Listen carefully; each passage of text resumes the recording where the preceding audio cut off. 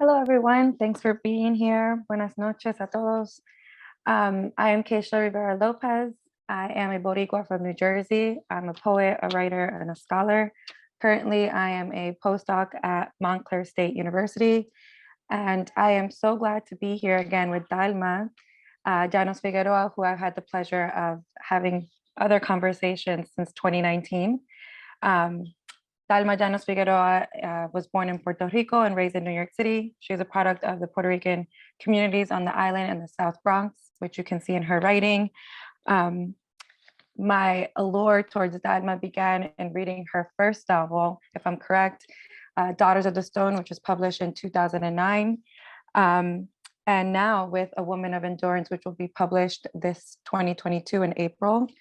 Our conversation began when I was in Puerto Rico, and I was talking to Mayra Santos Febres, and it led to an interview which was published in Centro this fall.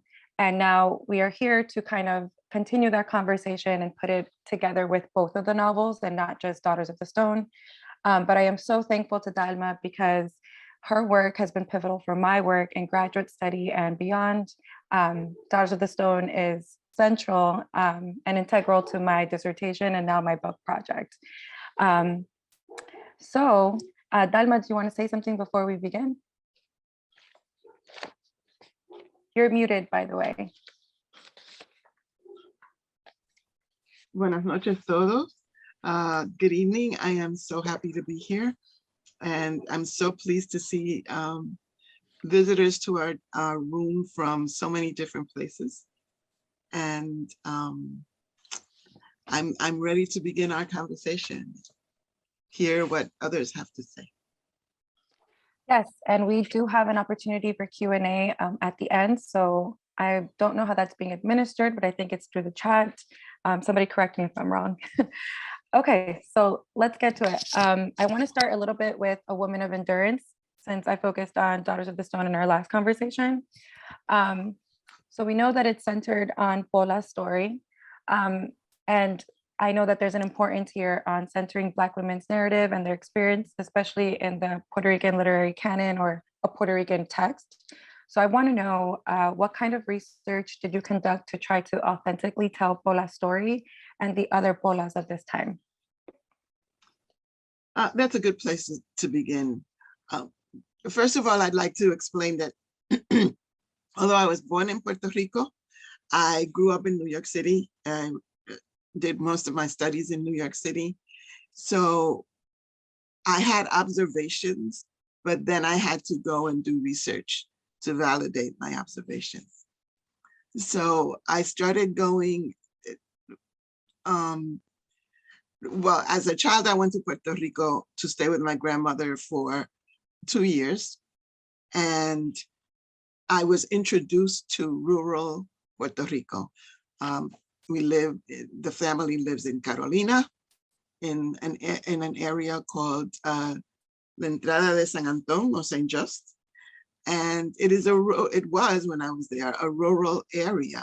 And so it was, for me, eye-opening to go from the Bronx to rural Puerto Rico. But my experiences then were the experience of a child. When I decided to write a novel, I had to start looking at a broader perspective of Puerto Rican society. So I spoke to university scholars, I spoke to architects, I visited restored and non-restored plantations in near Guanica, in Hacienda Buenavista, Hacienda Esperanza. And I tried to get a feel for 19th century plantation life. I was particularly interested in the lives of the Afrodescendientes and Africans that were brought to the island. And that is something that I had never been taught about, I'd never heard about. And yet when I looked around me, both in New York City and in Puerto Rico, the African presence in our people and our culture was overwhelming. So my questions were about why I didn't find that in the books, why I didn't find that in the literature. why I didn't find that in conversation in general. So I went to the Biblioteca Nacional, I went to El Instituto de Cultura. I tried to find as much information, traditional information as possible. And then my greatest gift of research was talking to the oldest people that I could find on the island. So we got in the car and we drove all over looking for seniors and elders and asking people to access their memories as children. And I think that the compilation of those two gave me enough information to write my narratives. I am not a history scholar. I am not a sociologist or any of the kind. I write fiction, but I try to locate the fiction within the reality of Puerto Rico now and as I imagine it was in the 1900s, 1800s.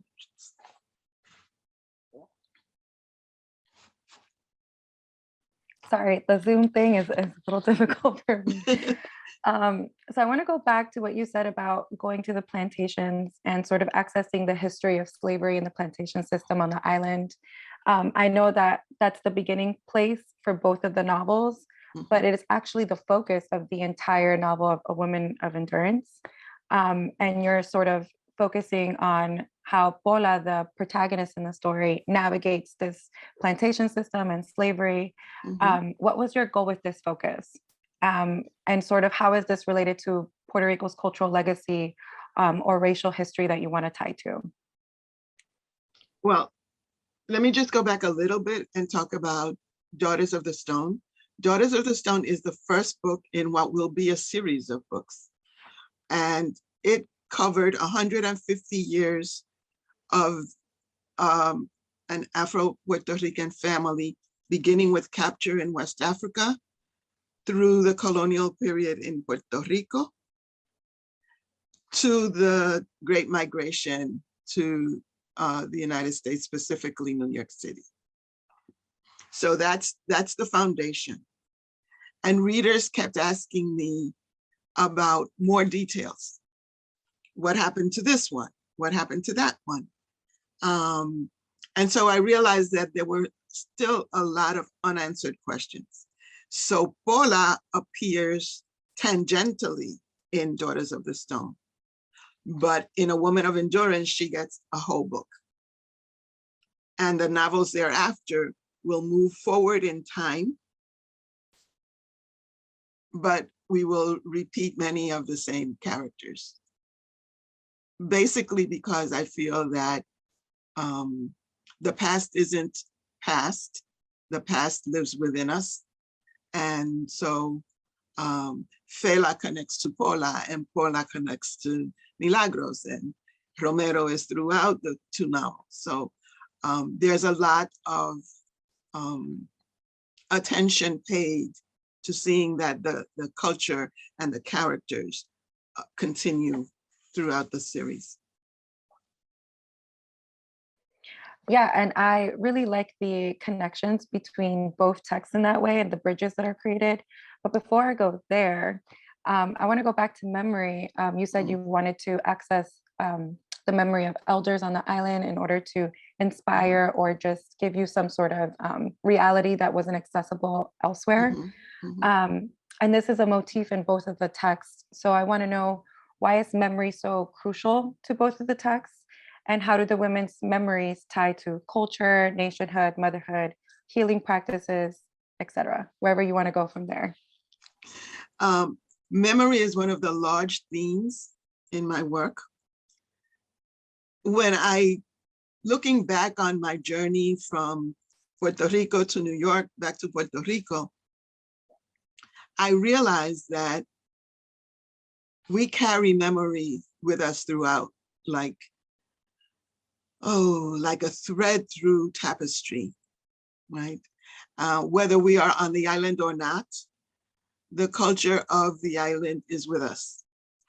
And when I started my professional life, I started teaching and I realized that my students who were of Puerto Rican parents knew nothing about the island.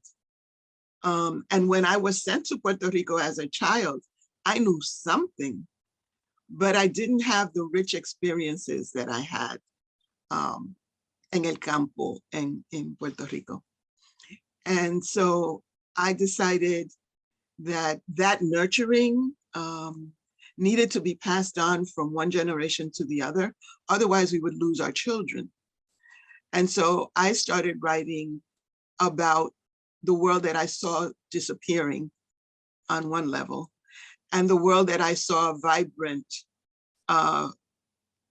and woven into our current society. So in all my books, African religion is present. In all my books, music is present. The love of land and nature is present. And there are always little cultural cues that survive no matter where we are in the diaspora. So there's always a bendición mami. There's always a una señora espiritista in the background. You know, there's always candles to African deities somewhere. And I felt that that needed to be represented in our literature. And when I say our literature, I mean the literature of the diaspora, as well as the literature of the island. And so I think that's pretty much, the older I get, by the way, the more I see my responsibility to create a bridge between what was and what will be. That pretty much covers it, I think, unless I left something out. No, that's great. It reminds me too of when we were talking in our initial interview about how you said that women have this responsibility in passing down this like cultural legacy, these memories and these practices. And I know that in Daughters of the Stone, for example, the women bear this responsibility of the healing practices through this Afro-diasporic religion. And it's there a little bit with Maya and Pola's relationship. So I want to ask, why is motherhood a centering motif in Women of Endurance and in Daughters of the Stone? And it seems that there's this paradox between the impossibility of obtaining motherhood in liminal spaces and the impossibility of it, at the same time. So why did you showcase it this way, especially for Pola's story, Josefa's story, and what intrigues you about this dynamic? I wanted to treat the theme of motherhood as, you know, some people look at motherhood as this pie in the sky, wonderful relationship with no problems. And I wanted to present a realistic relationship between mothers and daughters. That is a relationship where there is conflict, but the love overrides the conflict. So that's one reason.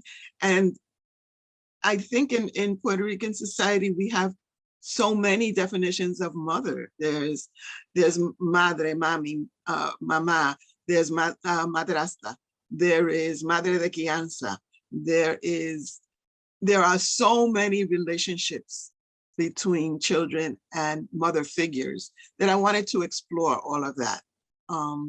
Madrinas.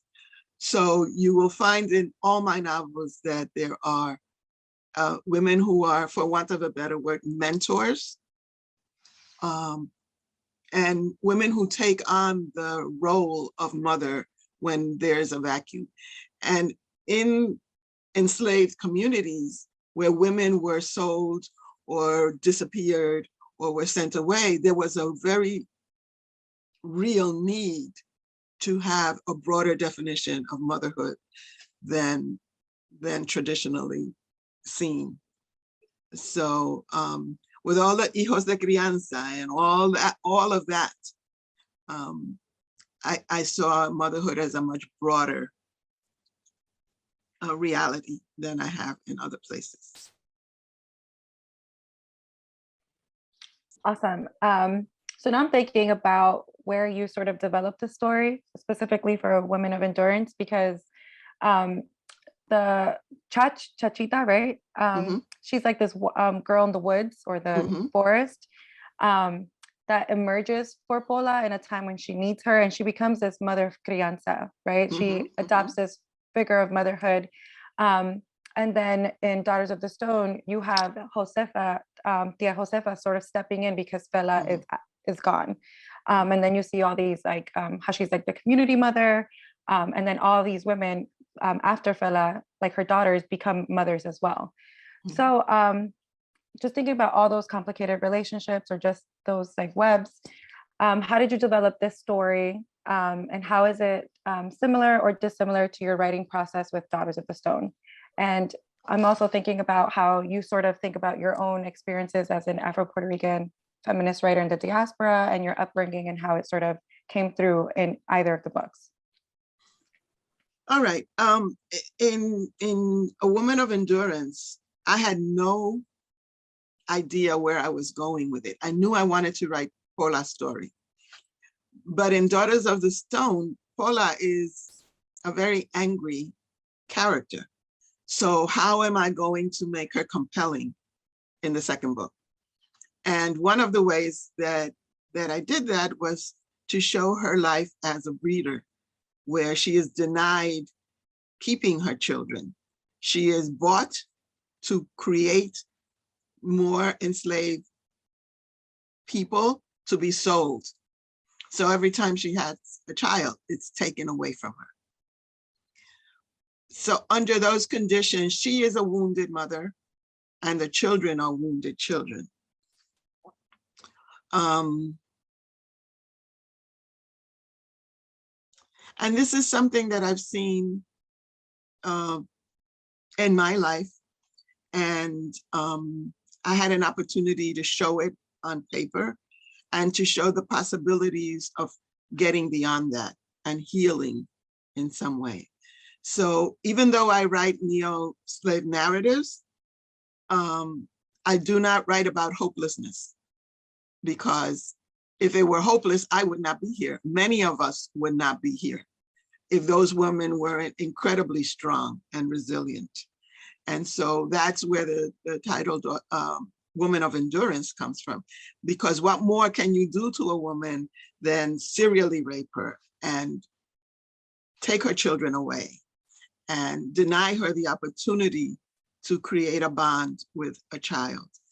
So after all that happens, how do you heal enough so that you can give love and give nurturing? And you asked me something about being an Afro-Latina within the context of this conversation. I'm sorry, can you repeat that? Yes. So I said, how do you center your own experiences as an Afro-Puerto Rican feminist writer in the diaspora in your writing process, or how does that emerge in your stories? I think being a feminist is part of my DNA, so it's going to be reflected everywhere. But I look at the stereotype of Latina women being totally dominated by men and having no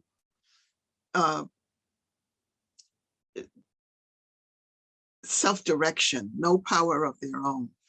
And I never saw that in my family. In my family, the women were incredibly strong. They had to be anyway, because the men were out in the fields. They were in the Cañaveral, or con los becerros, or wherever they were working. So the women held the family together. So I never got an image of the women who I saw, who were all Afro descendants. I never saw weakness in them in that sense. They were always very strong women within their spheres. And I wanted to show that on paper, because I was so tired of the little meek women who had no power, as we are shown in the media. So that was very important to me. And in terms of my Afro descendancy, I was surrounded when I lived in Puerto Rico by a Black community. And my aunts, my uncles, everybody was around me.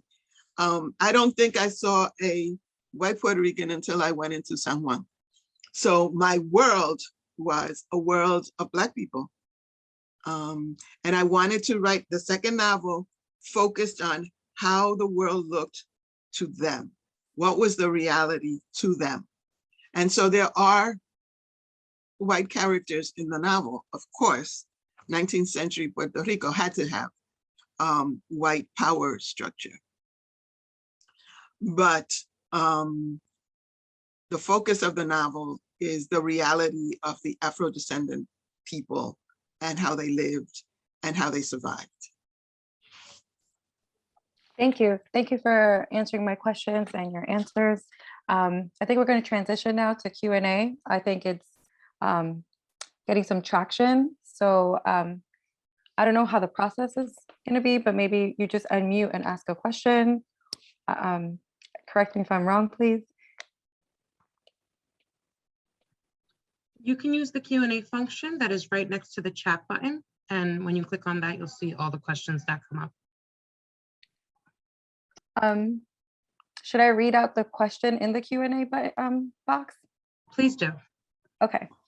Okay, so the first question is from Will Guzman.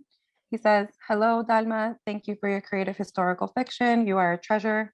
Growing up in New York City, who were the Afro-Puerto Ricans you admire? 2, any memories of Queen Mother Sylvia Luz de Villar Guilbert from 1927 to 1990? I met Sylvia de Villar once, and she was an incredibly striking woman who, when I met her, she dominated her space, you know, and she was, the one thing you knew about her from just looking at her was her pride in her culture and in her history. So that's one answer. But who were some of the people that I admired? Of course, the women in my family, my mother and my grandmother, they were my first storytellers, and I admired them greatly. But we had a close connection to Roberto Clemente and his family. Whenever they were in New York City, they came and visited, and we spent lots of time with them. And I think my mother was really important to me because she didn't care what was happening outside of our house, our home. What she determined, well, let me give you an example. When I started school, the teacher called her in and said, Mrs. Llanos, you have to stop speaking Spanish to your daughter because you are confusing her. She needs to be in a totally English environment. And my mother said to her, Miss So-and-so, I understand that it is your job to teach my daughter English. It is my job to remind her where she came from and who she is. So you do your job and you let me do mine. And that's the kind of background that I was given, so that I saw all kinds of people in my immediate vicinity who were very proud of who they were and had no intention of erasing anything. So my models were really the people that were closest to me. The Puerto Ricans that I saw in the media were stereotypical. They were embarrassing. They were caricatures. The women were either oversexed and stupid or totally submissive. And the men were all gangbangers. So as I grew up and I saw that the differences between my reality and what I saw on television, I said, wait a minute, what's up with this? There has to be a correction. And when I graduated from college, I finally decided that I am the correction. Wonderful. Our next question is from Carmen Marín. Saludos, Dahlma. Un placer conocerte por aquí. ¿Podrías relatar alguna anécdota de cuando estuviste investigando a través de la historia oral de personas en la isla? Tengo tantos cuentecitos. Llegamos a Naguabo, un pueblo que yo nunca había ido. Y mi esposo tenía su cámara porque estábamos sacando fotos oh, I switched to Spanish. Well, that's okay. We were taking pictures of a very old barbershop, and there were lots of old men in there. And I walked in and I said, and my husband had the camera, and they said, "What are you doing?" And I said, "I'm writing a book about our ancestors, and I'm taking pictures of casas humildes and pueblecitos que no tienen mucho, ¿cómo le digo? Que no publican mucho información de esos sitios." And every single man in there all of a sudden straightened up, and he's fixing his tie, and he's fixing his guayabera, and si se pudieran empolvar, se hubiesen empolvado, right? But they were so proud that somebody thought that they were of value, that their life meant something. And I think that feeling alone was enough to keep me going. But, you know, I went to the ruins of a plantation near Guanica. I forget the name right now. But I went with an urban archaeologist, and we went through the forest and moved trees and everything, and we finally found the ruins of the plantation. And I just stood there. A lot of times I just stood there and I listened with my skin. And I listened to the voices of the ancestors. And they said, "Sigue, mija, que va bien."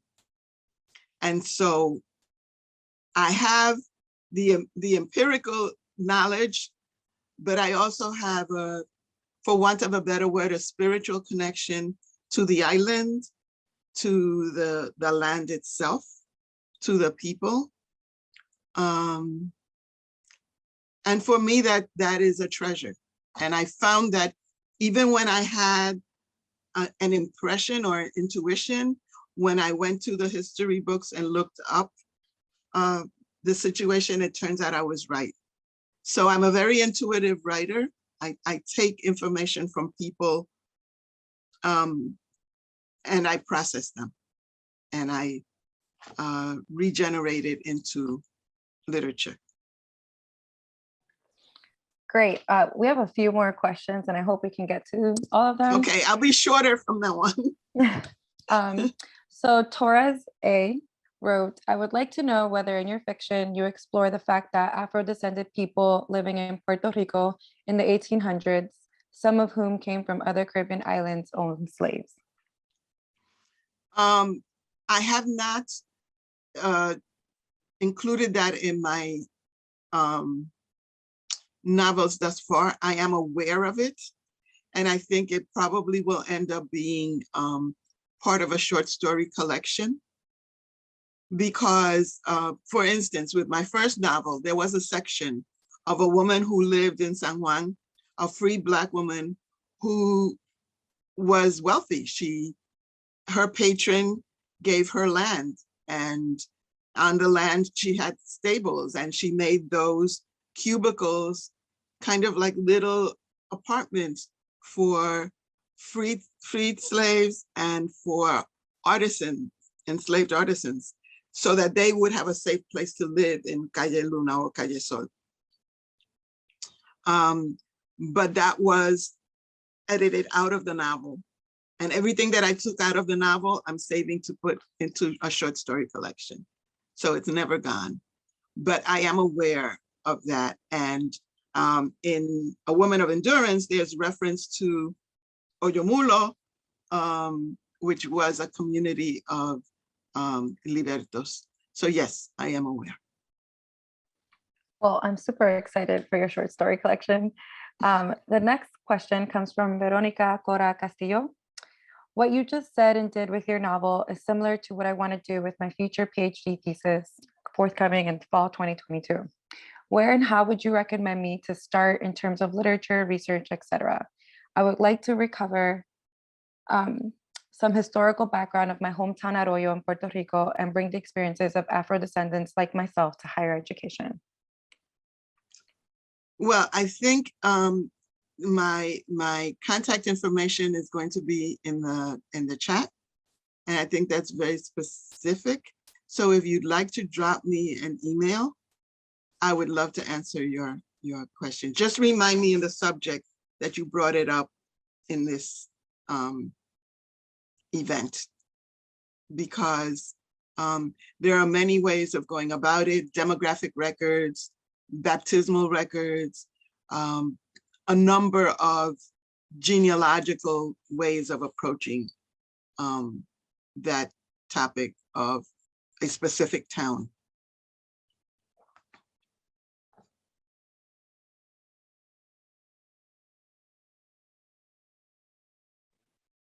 I think we have time for One more question. One more question, yes. I'm looking for it. Oh, okay. What advice do you have for aspiring writers, specifically in telling stories related to memory? How to start, when to know that the story is compelling, and how to write about characters? What process would you like to share that helps with productivity and conviction of stories? I start every day by meditating and writing in a journal. And it takes a while, but eventually I will find story. There are themes that recur. There are ideas that keep rising to the surface. That is one way. You can read the newspapers of the time and see what kinds of situations were happening at that time. You could read court records. You could read sales receipts. When I started in the 1970s, there weren't that many studies. Now there are a number of people in Puerto Rico, historians and other scholars at the university who are doing studies. Go to Hacienda Buenavista, go to Hacienda Esperanza in Manatí. Get as much information as you can from them. They have libraries and repositories, and something will stay with you. But just keep writing your thoughts. Eventually you will see that your psyche is going to tell you where to go.